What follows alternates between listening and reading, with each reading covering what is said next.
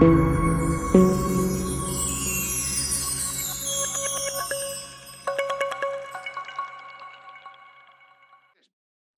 por estar aquí esta mañana y a SpaceX por invitarnos. Yo me autopresento, soy Alberto Matellán, soy el economista jefe para inversiones de Mapfre. Mapfre, como sabéis, es una aseguradora grande en España, la más grande de España, y tiene una pata de inversiones como aseguradora bastante grande. Todas las aseguradoras tienen una pata de inversiones bastante grande. Dentro de esto, las distintas carteras que se gestionan en Mapfre, pues unas de ellas son productos para terceros que se venden en forma de fondo de inversión o en forma de fondo de pensiones o de cualquier otra. Y una de las características de estas carteras o de estos fondos es que la propia casa invierte en ellos parte de su balance.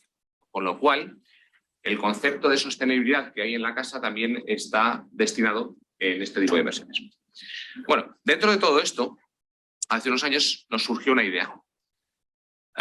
Incluso una idea que tenía que ver con muchas cuestiones personales de algunos de nosotros, que era básicamente por qué no hacer un fondo de inversión que de alguna forma resultase inclusivo, entre comillas, con las personas con discapacidad. Claro, con una serie de limitaciones. Y es que instituciones, ya sean empresas o ya sean instituciones sin ánimo de lucro, que trabajan para las personas con discapacidad, hay muchas y muy buenas. Pero claro, no podíamos invertir en ellas porque tenemos limitaciones. Como aseguradora, tenemos muchas limitaciones legales que no nos permiten invertir, por ejemplo, en private equity nos cuesta muchísimo invertir porque nos limitan, nos consume muchísimo capital y no es factible. Y al mismo tiempo, si es un producto para que se incorporen ahorradores externos, lo ideal sería que fuese un producto muy líquido. Es decir, un producto que el ahorrador, cuando quiera, pueda retirar el dinero de forma rápida. Un private equity pues, no cumple esas condiciones, ¿no? Es decir, queríamos que técnicamente fuese lo más sencillo posible, un fondo de inversión plano, que compre acciones y ya está, y acciones líquidas. Entonces, ¿cómo combinamos estas dos cosas? No es fácil porque en aquel momento, bueno, y de hecho ahora, cuando vas a las bases de datos de indicadores inclusivos en general, pues de temas de discapacidad hay muy poco. No sé si vosotros lo conocéis, igual, si hablo con vosotros, igual me dais grandes ideas para cómo mejorarlo, ¿no?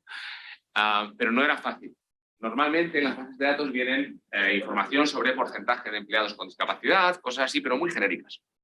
Entonces lo que hicimos, y en este sentido tengo que agradecer a la casa, a Mapfre y a mi jefe, que nos dejaron explorarlo, ¿no? Nos dijeron, bueno, pues si la idea es explóralo, si sale bien tiramos y si dentro de un año no hay nada, pues lo dejamos.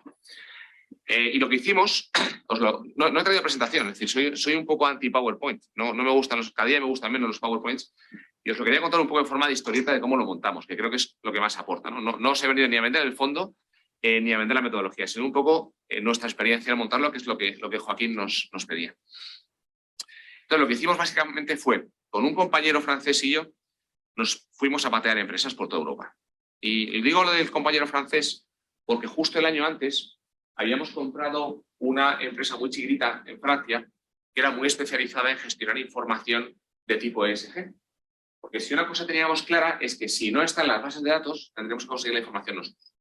Era de lo poco que teníamos claro. Entonces, lo que hicimos, aprovechando este margen de confianza que nos dieron nuestros jefes, fue en ese año ir a conocer empresas grandes y cotizadas, porque es donde podíamos invertir. Insisto, la experiencia, y luego os cuento ejemplos, nos dijo que empresas pequeñas hay muchísimas que hacen cosas maravillosas en el mundo de la discapacidad, pero no estaban fuera de nuestro ámbito. Entonces nos fuimos a patear, como digo, empresas cotizadas por toda Europa, todas las que pudimos, aprovechando que ya teníamos contacto con muchas relaciones con inversores y con muchas empresas por ser inversores, pues nos fuimos a preguntarles. Claro, cuando íbamos a preguntarles queríamos hablar no tanto con relación con inversores, sino que queríamos hablar con recursos humanos y con la dirección lo más alta posible. Si podíamos llegar al CEO, etc. Y les planteábamos preguntas que en un principio les sorprendían mucho.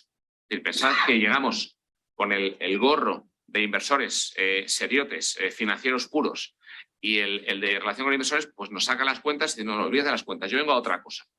Y vengo a ver tus políticas de personas con discapacidad. Y no solo eso, además quiero, si es posible, que me dejes entrevistar a alguna persona con discapacidad que trabaje en tu empresa. Entonces, claro, eso en un principio descolocaba mucho. Y el hecho de descolocar es bueno porque intuitivamente, esto tiene muy poco rigor científico, y luego ya intentamos pasar los datos, pero intuitivamente la forma en la que te responden ya dice mucho de cuál es su compromiso. Veíamos algunas empresas que bueno, pues te pasaban con un área de recursos humanos específica y respondían con pasión, con auténtica pasión de lo que hacían, porque nadie había de preguntarles y dicen, hombre, para uno que viene, vamos a contarle lo que hacemos. Y entonces, esa se veía que había un compromiso, que había unas ganas de hacer cosas, y otras que tenían menos ganas, ¿no? Que tenían una política genérica y, bueno, pues no se implicaban demasiado. Entonces, de todas estas visitas que duraron un año, creamos mucha documentación que nos ayudó a entender la problemática con las empresas. Hablamos también con distintas instituciones sin ánimo de lucro, en concreto con Fundación Mafre, con la ONCE y con una institución francesa, más que nada porque nos dieran su visión, ¿no? Porque son expertos en estos temas. Claro, ahí vimos la distancia. O sea, vimos cómo muchas instituciones sin ánimo de lucro, que insisto, hacen cosas fantásticas, tienen un problema, y es que están muy alejadas del mundo económico y empresarial, y no digamos ya financiero. No terminan de entenderlo, incluso muchas lo ven con rechazo. Entonces, estábamos en ese punto de intentar unir ambas cosas. Una vez generada toda esta documentación, lo que hicimos fue sistematizarla y crear una encuesta. Pero con un problema, es que las empresas grandes sufren o sufrimos cientos de encuestas, y cada vez más de tema ESG.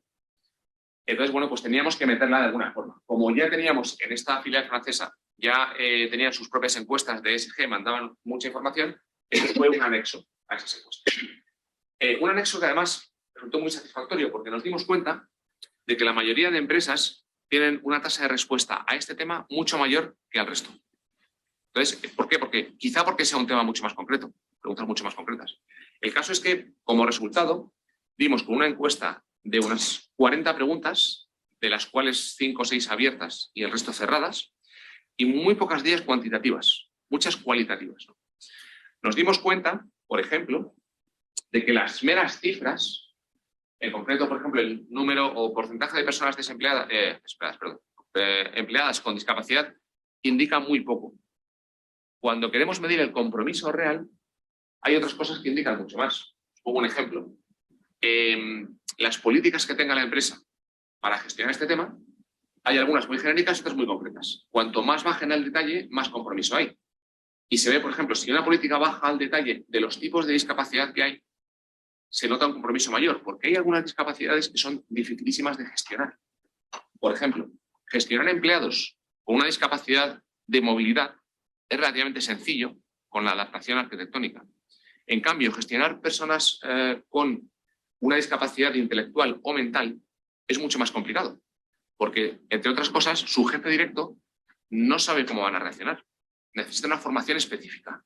Hay determinados problemas en el cual las personas tienen reacciones muy extrañas, puede ser. Entonces, si vemos una política que baja al detalle de estos tipos de discapacidad y dice, oye, ¿cómo hay que gestionar en nuestra empresa a las personas con discapacidad mental o intelectual?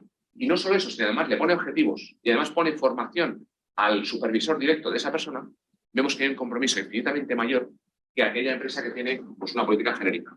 Por ejemplo, ¿vale? Este es uno de los ejemplos. Parecido a esto, hicimos 40 variables que dividimos en 7 temáticas. Y como resultado de esto, lanzamos la encuesta al universo, estos 600 compañías cotizadas, las más líquidas, supuestamente, de Europa, de las cuales nos respondieron casi todas, con tasas de respuesta mayores o menores, en media una tasa de respuesta del 83%, que es enorme para este tipo de... enorme. O sea, nos dejó realmente alucinados, ¿no? Y en función de eso clasificamos a las empresas en 4 niveles. De esos 4 niveles, el fondo invierte, en principio, solo en el más alto, es decir, sería un best in class si acudimos a las estrategias ESG. Y si el resto de perspectivas, porque luego hay otras 2 métricas, la ESG general y la financiera. Si esas son muy buenas, puedo invertir también en el segundo, pero en principio solo en el primero. Claro, y me diréis, no sé si vosotros lo estaréis pensando, pero mi jefe lo pensaba. Vale, y todo esto, ¿qué tesis de inversión tiene y qué margen comercial nos deja? Porque esa es la cuestión de fondo. Si no, estoy en una empresa, es decir, si eso no funciona, no me vale, especialmente el margen comercial, ¿no? Entonces, aquí la tesis de inversión la montamos a priori y la comprobamos a posteriori, como suele ocurrir en casi todas las investigaciones académicas, ¿no? A priori, la idea era una empresa que tiene un compromiso real con las personas con discapacidad, perdóname porque la teoría es un poco frívola, ¿vale? Tiene la parte financiera muy saneada, porque si no los directivos se dedicarían a sobrevivir y no a este tipo de cosas. Suena muy frío, ya lo sé, pero era la idea inicial. Nos dimos cuenta de que esto era cierto, o sea, cuando ya lo montamos las carteras, el fondo ya lleva 3 años de track record. Va a cumplir los 3 años ahora este año. Vimos que esto era cierto, pero que había también otras fuentes de rentabilidad, que no era la única. Había una fuente de rentabilidad muy importante que la ha comentado nuestro compañero antes cuando hablaba de la diversidad de la diversidad en el governance. Y es que dice, no sé si os han contado esto, la Universidad de Harvard dice que hay en las empresas y en general en la vida 2 tipos de problemas o 2 tipos de retos, los adaptativos y los técnicos. Os lo ha contado, ¿no? Alguna vez, supongo. Y dicen que para los técnicos la diversidad no es necesaria, pero para los adaptativos sí, porque son retos que no tienen una solución clara y son retos que a veces exigen poner de acuerdo a gente muy diversa y con intereses muy dispersos. Entonces, la mayoría de los problemas o retos en una empresa suelen ser de tipo adaptativo, al menos los más importantes y los más estratégicos.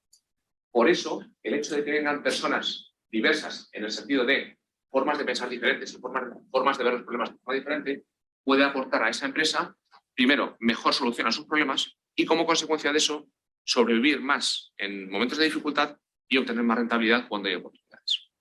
Ejemplos concretos de esto, que es un poco lo que interesa. Vimos muchísimos, ¿no? Pero vimos, por poner algunos así muy ilustrativos, una empresa inglesa, que ahora mismo no recuerdo el nombre, de esencias. Hay muy pocas. Esencias son la materia prima de los perfumes. Cuando compramos un perfume de una marca, la que sea, eso está hecho con esencias, que es la materia prima. Esta empresa está por todo el mundo y tiene una gran producción en India, ¿no? En India, por lo visto, hay muchísima producción de esencias. Yo no lo sabía hasta que me enteré, hasta que me puse a analizar esta empresa. Y en la India tiene una universidad y varias plantas que están orientadas principalmente a personas invidentes, que son su principal fuerza de trabajo. ¿Por qué? Porque las personas invidentes huelen muchísimo mejor que nosotros. Porque yo seguro, bueno, yo soy negado total, pero en general son capaces de distinguir sutilezas y combinaciones que para nosotros es imposible. Y con eso llegan a esencias y, bueno, pues les mejora el mercado. Es un ejemplo de una discapacidad que al final ofrece una ventaja competitiva. Otro ejemplo, quizá un poco más complejo, pero me pareció tremendamente interesante. Una cadena de cafeterías en Estados Unidos, que es competencia de Starbucks a nivel local, no tiene fuera de Estados Unidos, mucho más pequeñita que Starbucks. Esta gente se alió con una institución sanitaria y demostró que las cafeterías que estaban gestionadas o atendidas por personas con síndrome de Down vendían más y eran más rentables. ¿Por qué?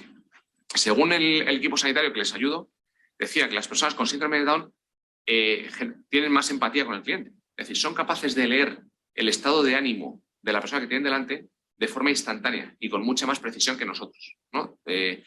Aquí podríamos entrar en una discusión de por qué, que a mí me encantaría esa discusión, pero creo que no se monte ni tenemos tiempo. Si queréis, luego en el café estoy encantado de ello, ¿no? Pero el hecho es que eran más rentables. Y lo demostraron con números, ¿no? Y un último ejemplo, luego, si queréis luego en el café ponemos más porque hay algunos muy curiosos. Un último ejemplo está en mi propio equipo, ¿no? En mi equipo es un equipo de análisis financiero, normal y corriente, bueno, muy bueno, pero tiene a una persona también ciega, evidente, Nacho, tiene la carrera de económicas, tiene un máster y trabaja en análisis financiero con nosotros. ¿Qué problema tiene que sea invidente? Claro, como sabéis en finanzas, no sé cuántos de aquí sois de finanzas, imagino que muchos, en finanzas se basa en 2 cosas. Se basa en gráficos, muchas veces, y se basa además en una ecuación, iba a decir un conjunto de ecuaciones, se basa en una ecuación también, que es el descuento de flujos. Claro, Nacho y las personas invidentes tienen en los ordenadores sistemas que le leen las cosas, pero no leen ecuaciones, leen textos. No leen ni ecuaciones ni gráficos. Entonces, ¿cómo trabajamos con una persona invidente en el equipo? Y hablamos de ecuaciones. Cuando yo quiero analizo una empresa y hago el descuento de flujos de la empresa, ¿cómo le expreso? O sea, a veces en el equipo pintas en la pizarra el descuento de flujos, ¿no?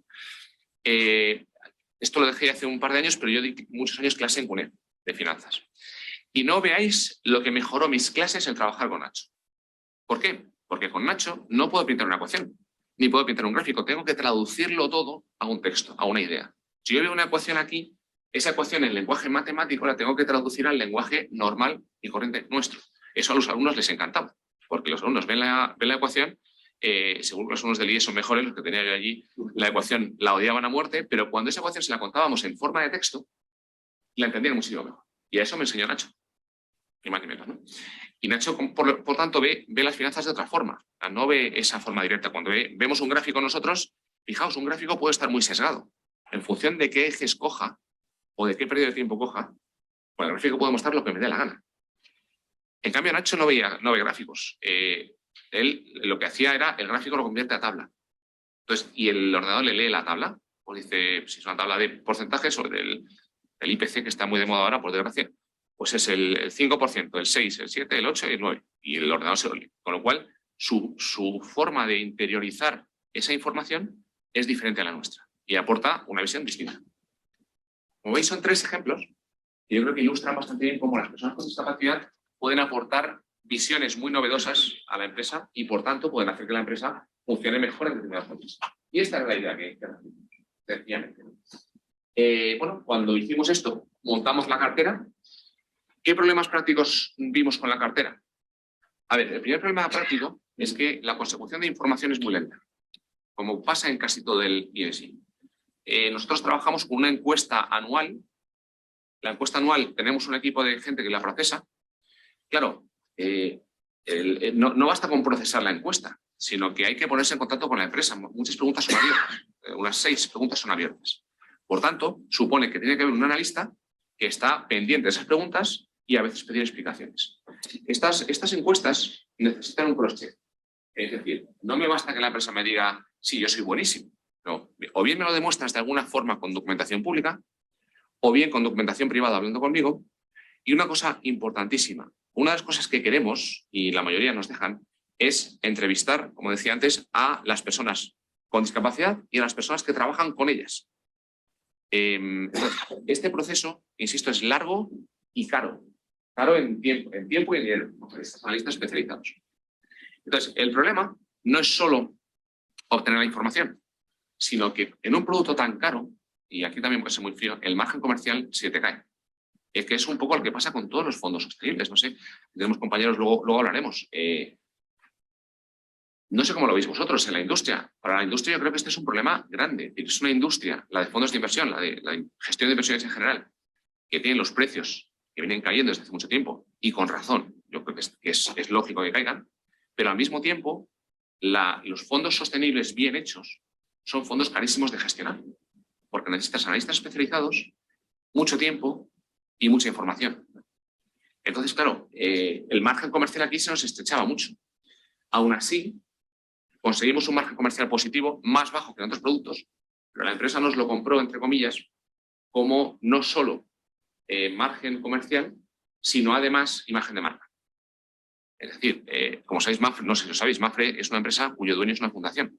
Aunque cotiza, el free float es muy pequeño, la mayoría es una fundación. Y por tanto, la cultura mafresiana, como le llamamos nosotros, es una cultura muy volcada en temas sociales. Con lo cual encajaba perfectamente con la cultura de la compañía. Y nos lo compraron en gran parte gracias a eso. Entonces, claro, este era un primer problema. Un segundo problema que vimos era al construir la cartera, era práctico. ¿Qué pasa? Que realmente nos dimos cuenta de que lo que estábamos haciendo era muy limitado. De las 600 compañías que analizábamos, quitas unas cuantas que no responden. Quitas unas muchísimas que no están en el primer nivel. Y te quedas una cartera de 25 valores, no más.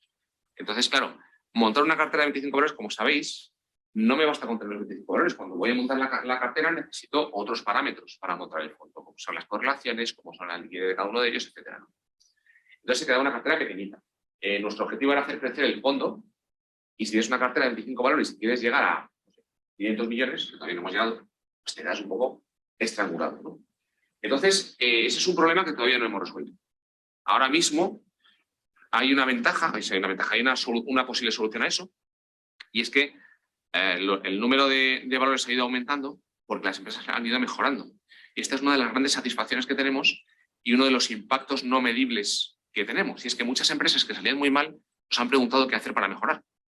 Esto, personalmente, como creador del fondo, me encanta y me pongo así de ancho, pero no somos consultores. Entonces, si nos preguntan, le contamos un poco lo que sabemos, pero insisto, nuestro negocio no es la consultoría y no vamos a ponernos a desconsultoría. Pero sí que les damos la información que tenemos. Pero mira, vuestra encuesta es esta y nuestros parámetros de ser buenos son estos, estos y estos. Y si eso lo quieren utilizar, bienvenido sea. Y luego habrá otras que utilicen consultores, no, eso ya es su problema. Pero sí es verdad que hemos notado una mejoría importante, no necesariamente por nosotros, puede ser por todo el contexto general social que hay en Europa, que yo creo que está, en este tema concreto está funcionando bastante bien. Y hemos visto una mejoría, con lo cual ahora el rango de empresas invertibles ha aumentado. Ahora mismo, en la última oleada de encuesta, que es la que finalizó en 2021 y que metimos la base de datos hasta febrero, son datos de 2021, como decía, pues invertibles hay unas 40, 42 compañías, ¿no? Con lo cual ya tenemos margen para que la cartera sea un poquito más flexible. Este era otro problema. Por tanto, llevamos de problemas, llevamos el margen comercial, el tema de las pocas compañías y el problema de la captura de información, que es carísima. Son los principales 3 problemas a los que nos encontramos, ¿no? Más allá de esto, lo que sí hicimos también es 2 cuestiones que queríamos llegar más allá. Una, la medición del impacto. Y esto cogido con pinzas, si lo admito aquí que estamos en familia. Y la medición del impacto en un fondo líquido cotizado es muy compleja. No sé si os han contado cosas de impacto, imagino que sí, al menos algunos de vosotros estáis muy familiarizados con lo que es el impacto. Pero claro, el impacto, hay quien define impacto en 3 niveles, el A, el B y el C. Se puede definir de varias maneras. Los más puristas del impacto consideran que el impacto solo es el no líquido que puede medir de manera directa lo que hay una intencionalidad, etc. Os lo conocéis, no os lo voy a repetir. Por tanto, si es un fondo líquido no puede tener impacto. Bueno, más allá de conceptualizaciones de una forma u otra, lo que hicimos fue medir impacto sobre ODS, que hasta donde sabemos es la forma más rápida o más fácil de hacerlo en una cartera líquida, en una cartera cotizada. No sé, en una cartera cotizada medir impactos directos, yo no sé la forma, desde luego, y no sé si hay que la sepa. Entonces, contratamos a la Universidad de Siena y con ellos nos montaron una metodología para medir impactos sobre cada uno de los ODS. Una de las cuestiones anexas al fondo que hicimos. Y una segunda cuestión anexa que hicimos también es entregar un premio anual. Un premio anual que se entrega en noviembre a la empresa que mejor sale en una de las temáticas. Cada año vamos cambiando de las 7 temáticas que hay a la empresa que mejor sale. Así por el año pasado, por ejemplo, el ganador fue Michelin. Y en ese mismo entrega se hace entrega de otro premio a una entidad sin ánimo de lucro que ha sido votada por los participantes del fondo. ¿Cuál es la idea de esto? Es marketing en el buen sentido. No se trata de marketing para vender mucho el fondo, que tampoco nos interesa venderlo demasiado por lo que os decía antes, sino marketing en el sentido de hacer ruido y concienciar. Porque este era el objetivo principal. El objetivo principal no era ganar un dinero con esto y hacer un fondo de 5.000 millones porque es imposible hacerlo de este tipo. El objetivo era concienciar. Es un impacto que tampoco estamos midiendo ni sabemos cómo se haría, pero es concienciar a empresas grandes y cotizadas de la inclusión de personas con discapacidad, ni más ni menos. Y lo que medimos es el compromiso, no tanto si emplean mucha gente o no, sino el compromiso con las personas con discapacidad, porque puede haber empresas, que hemos visto, que no emplean a muchas personas con discapacidad, pero sí fabrican para ese mercado. Por ejemplo, ¿no? La fabricación, por ejemplo, un audífono cuesta una pasta. Un audífono viene a costar entre 2.500 y 3.000 euros. Entonces, no hay muchas empresas que los fabriquen. Y la tecnología que llevan detrás es tremendamente potente. Desde el móvil puedes gestionar el audífono de alguien y ver cómo está, ¿no? Entonces, es un ejemplo. Hay ejemplos negativos, entre comillas, que ilustran que el número de personas con discapacidad empleadas no indica nada. Porque hay empresas, y perdóname la burrada que voy a decir, que crean discapacitados. En el sentido de, en Francia hay muchas, además, me perdonen los compañeros de ahí, pero en Francia hay muchísimas, porque son muchas cadenas, por ejemplo, automovilísticas anticuadas, producen accidentes.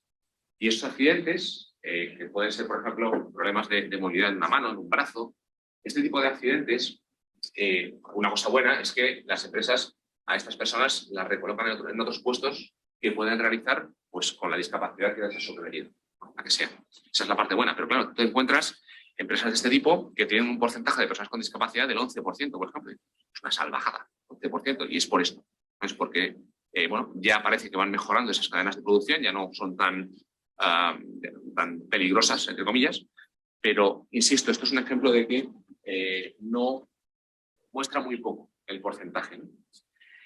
Y además muestra poco también por otra razón, y es que la definición de persona con discapacidad es diferente según países. Y esto es un gran problema para las multinacionales, y para nosotros, Pero cuando tú analizas una empresa alemana, otra francesa y otra española, siendo las 3 de la Unión Europea, las definiciones de cada cosa son distintas. Con lo cual tienes que homogeneizar eso como puedes. Y cuando una empresa reporta, por ejemplo, puede reportar global como grupo según la definición de la matriz o según la definición de la OMS o según la definición de cada una de las filiales y juntan y suman y ya está, sin homogeneizar nada. Y todo eso es complejo de gestionar. Y luego hay otras, bueno, hay muchas cuestiones al respecto, ¿no? Pero, más allá de todas estas dificultades, quedó un fondo que no es un fondo grande, ahora mismo tiene 65 millones. Insisto, por la propia naturaleza del fondo, no es un fondo que vaya a crecer a lo salvaje. Ya nos gustaría comercialmente, pero desde el punto de vista de gestión creemos que no es bueno, que crezca mucho. Pero creo que es un fondo bastante llamativo. Y de hecho es un fondo que ha sido citado, por ejemplo, por la ONU como buenas prácticas. Bueno, y este es un poco el fondo en general que os quería contar. Quería acabar con una cuestión. Es que yo me quedé un poco, yo decía disgusto no, o sea, el fondo sabe bien, pero me quedé con ganas de más, por lo que os decía al principio. Es que donde se hacen auténticas maravillas no es solo en las cotizadas, que también tienen las más pequeñas, ¿no?